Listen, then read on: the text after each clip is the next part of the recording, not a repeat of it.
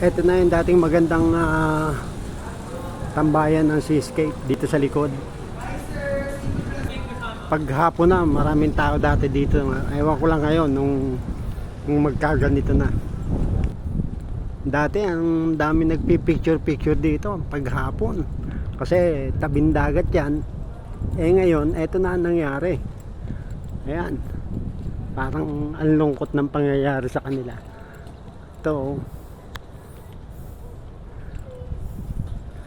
Ayan. Dito. Ang laki na pala na natambak. Ayun o. Sayang yung magandang simula ng lugar na to.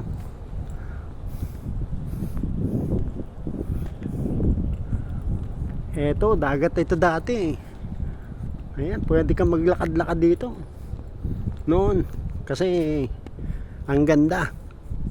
Kung napanood nyo yung mga dating video ng ibang vlogger, ang ganda na ito. Eto na ngayon. Wala na. Yan na. Ang nangyari. Tambak na siya.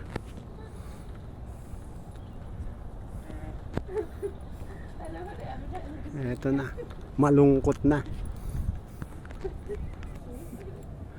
Sayang naman.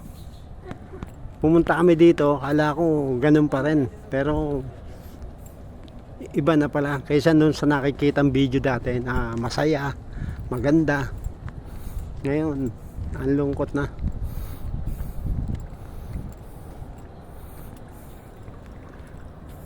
Yun ang Lime Hotel. Yun nasa likod na yan ng itong building na to.